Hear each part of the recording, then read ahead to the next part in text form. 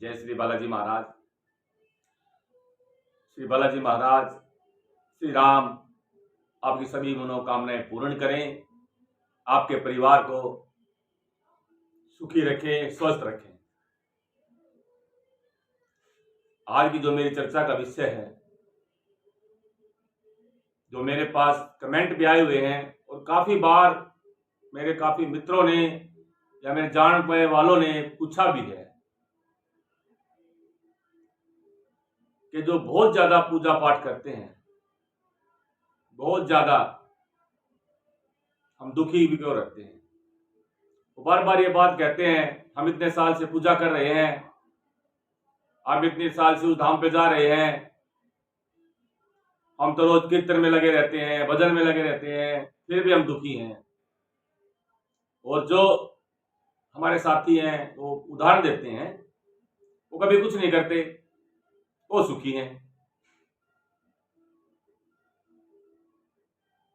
तो वो सुखी क्यों है और वो दुखी क्यों है? जो वो सुखी है कि वो पूजा पाठ नहीं करते, निरंतर अपने काम में लगे रहते हैं,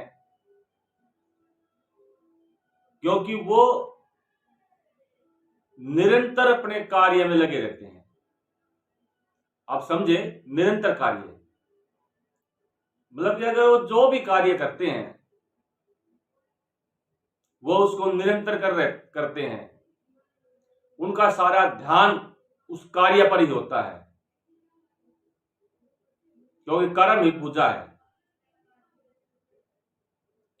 अगर कोई भी व्यापार कर रहा है या नौकरी कर रहा है तो उसका सारा ध्यान, सारा फोकस अपने उस कार्य की तरफ होता है और वो सुखी है, क्योंकि उसका एम है, उसका ध्यान है और निरंतर है। वो कभी किसी को ये नहीं कहता कि भाई मैं इतने साल से लगा हुआ हूं, इतने साल से मेहनत कर रहा हूं। नहीं, वो अपना कार्य करता रहता है और फल उसको देने वाले तो ईश्वर ही हैं। और जो भाई ये कह रहे हैं कि हम पूजा करते हैं फिर भी दुखी हैं, कहीं ना कहीं उनके मन में ये बात निरंतर आती रहती है और अपने किसी न किसी जानकार को भी ये कहते रहते हैं। तो उनका ध्यान पूजा में नहीं, उनका ध्यान उस तरफ है, चला गया है कि मेरा ये कार्य नहीं हो रहा। क्योंकि मैं इसी के ऊपर आपको एक छोटी सी कहानी बताता हूं। जैसे एक बार नारद मुनि जी वैकुंठ धाम भगवान विष्णु के पास जाते हैं, तो भगवान विष्णु जी ध्यान में मगन थे। तो उन्होंने माता लक्ष्मी से पूछा कि हे मां, आजकल प्रभु कहां ध्यान में मगन है? तो माता लक्ष्मी ने उन्हें बताया कि इनका कोई भक्त है, परम भक्त, आजकल ये उन्हीं के ध्यान में रहते हैं, उन्हीं को देखते रहते हैं। तो ये बात सुनकर नारद जी को बड़ा अचरज हुआ और नारद जी ने सोचा क्या बोला कि हे मां, इस संसार में मेरे से बड़ा भगत तो प्रभु का कोई नहीं है। मैं ही संसार में उनका सबसे ज्यादा नाम लेने वाला हूं। हमेशा नारायण नारायण ही मेरे मुख पे रहता है, श्री लक्ष्मी नारायण ही मेरे मुख पे रहता है। इतने सुनने पर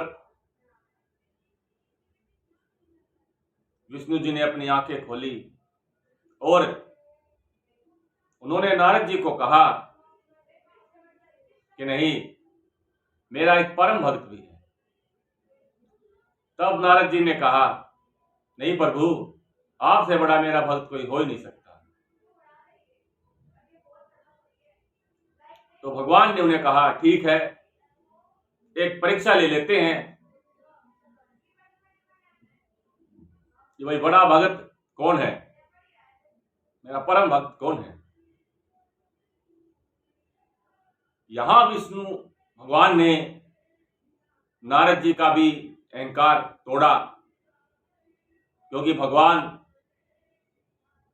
सबका अहंकार तोड़ देते हैं, क्योंकि वो भगवान विष्णु हैं, पापों को हरने वाले हैं, बड़े से बड़े पाप को क्षमा करने वाले और हरने वाले।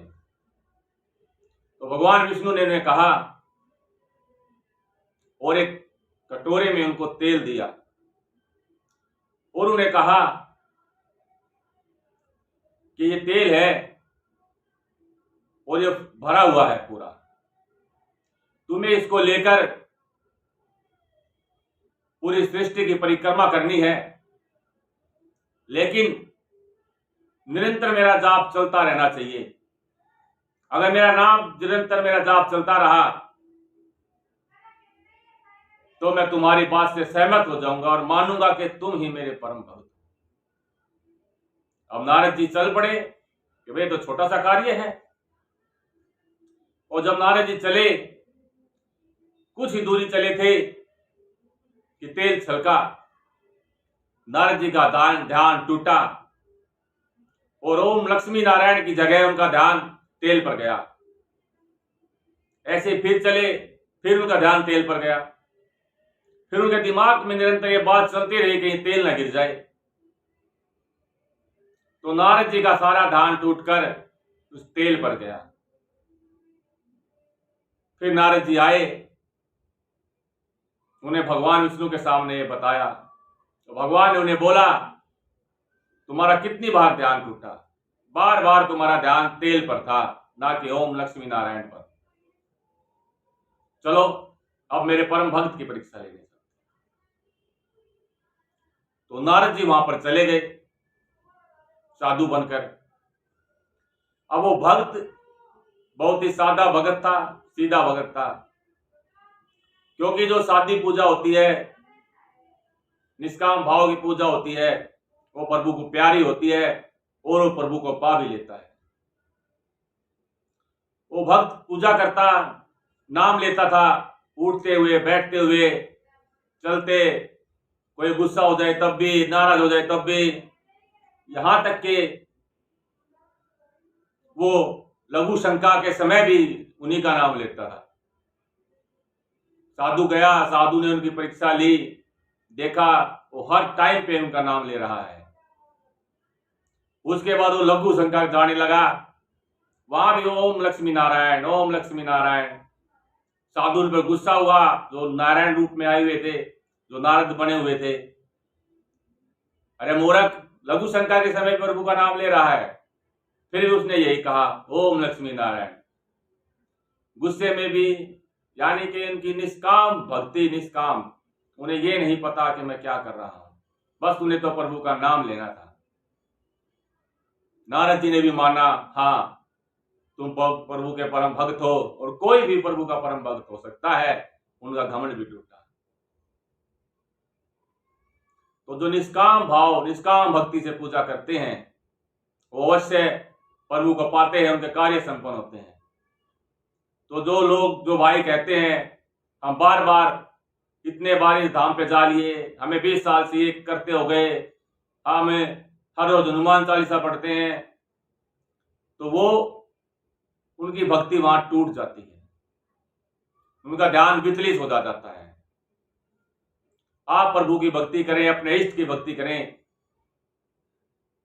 लेकिन उन्हें ये ना बताएं, ये ना कहें हमें इतने दिन हो गए। आप निरंतर अपनी भक्ति करते रहें। ऐसा हो ही नहीं सकता कि प्रभु आपको फल ना दे। जब आप निष्काम भक्ति करेंगे तो आपकी आवाज प्रभु के चरणों में जरूर पहुंचती है। हाँ, अगर कोई भक्त बहुत ज्यादा भक्ति करता है, वो दुखी अवश्य होता है, क्योंकि जैसे पहले युगों में इंद्र का सिंहासन हिल जाता था, वो आज भी हिलता है। और जो भक्त बहुत भक्ति करता है, जब वो दुख आता है तो वो उसकी परीक्षा होती है प्रभु उस आत्मा को बिल्कुल निर्मल कर देते हैं, उसको धो देते हैं, ताकि उनके चरणों में उनको स्थान मिल सके। ये परीक्षाएं हैं, और जो इनमें पास हो जाता है वो प्रभु का दास हो जाता है। आप भक्ति करें परम भक्त श्री हनुमान की तरह। जैसे 40सा में, हनुमान 40सा में भी तुलसीदास जी ने लिखा है, चारों जुग प्रताप तुम्हारा है प्रसिद्ध जगत उजियारा। चारों जुग से जो प्रभु श्री राम का नाम ले रहे हैं, निष्काम सिर्फ उन्हीं का नाम ले रहे हैं, उन्हें कोई फल नहीं चाहिए, कोई इच्छा नहीं है, उन्हें तो सिर्फ प्रभु राम का नाम चाहिए। उन्होंने कभी नहीं गिना कि मैं इतने युगों से तुम्हारा नाम ले रहा हूं। और हनुमान जी का तो नाम ऐसा है, भूत पिशाच निकट नहीं आवे, महावीर जब नाम सुनावे। ये जितनी भी नेगेटिव ऊर्जाएं हैं, भूत प्रेत आदि हैं, उनके तो नाम से ही भाग जाती है। तो प्रभु श्री राम के जो परम भक्त हनुमान जैसी भक्ति कीजिए। हारे के सहारे खाटू नरेश बाबा श्याम जैसी भक्ति कीजिए, जिन्होंने अपने इष्ट श्री कृष्ण भगवान के कहने पर एक पल में अपना शीश उन्हें दान दे दिया था। उन्होंने कोई सवाल नहीं किया कि हे प्रभु, आप मेरे इष्ट हैं, मैं तो आपका परम भक्त हूं, फिर आप मेरा शीश मेरे से क्यों मांग रहे हैं। उन्होंने बगैर पूछे, बगैर शंका किए अपना शीश काटकर प्रभु के हाथों में रख दिया था। तो आप ऐसी भक्ति कीजिए। ये दुख नहीं है, ये आपकी परीक्षा है। और जिस दिन आप इन दुख में अपने इष्ट का नाम लेना शुरू करेंगे, अपने मन से शंका निकालेंगे, जिस दिन आप ये सोचेंगे सैसी प्रभु की इच्छा, जैसी प्रभु की इच्छा, ये सब प्रभु की इच्छा है, मेरे इष्ट की इच्छा है, अगर उन्हें दुख देना है तो मुझे दुख ही मंजूर। आप अपनी भक्ति निरंतर कीजिए, बगैर शंका के कीजिए, एक नियम से कीजिए।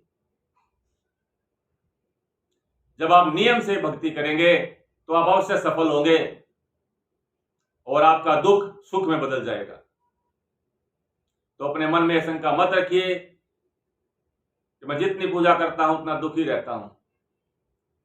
अगर जब आप एक बार निरंतर पूजा करने से जब आप दुखी होते हैं तो ये सोच लीजिए आपकी आवाज प्रभु तक पहुंच गई है और आपकी परीक्षा शुरू हो गई है, और आपको प्रभु अपने चरणों में स्थान अवश्य देंगे, आपके सभी कार्य संपन्न करेंगे।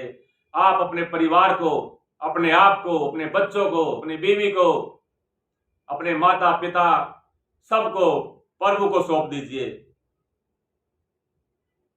आप बोलिए प्रभु को, अपने इष्ट को, अपने कुलदेव को कि ये सब तुम्हारा ही है, मैं भी तुम्हारा हूं, मेरा परिवार भी तुम्हारा है, दुख भी तुम्हारे हैं, सुख भी तुम्हारे हैं। जब तुम अपना सब कुछ उनके चरणों में निछावर कर दोगे तो सब प्रभु का ही हो जाएगा। तो प्रभु तो दुख नहीं देंगे, फिर तो सुख ही देंगे। तो हनुमान जैसी भक्ति कीजिए, खाटू श्याम जैसी भक्ति कीजिए, आप अवश्य सफल होंगे, आपके कार्य सफल होंगे और दुख तो आपके समीप आएगा भी नहीं जब इस परीक्षा में आप पास हो जाएंगे। श्री बालाजी महाराज हारे के सारे खाटू नरेश आपकी और आपके परिवार की रक्षा करें, आपको सभी सुख प्रदान करें, यही मैं कामना करता हूं। जो मित्र मेरे इस चैनल पर नए हैं, कृपया इसे सब्सक्राइब करें और कमेंट में जय श्री राम अवश्य लिखें, ताकि मैं आपको नई नई जानकारी, अच्छी अच्छी वीडियो बनाता रहूं। मुझे प्रोत्साहन करें सिर्फ सब्सक्राइब देकर, मेरे चैनल पे कमेंट लाइक बढ़ाकर। इसी के साथ जय श्री बालाजी महाराज, जय श्री श्याम।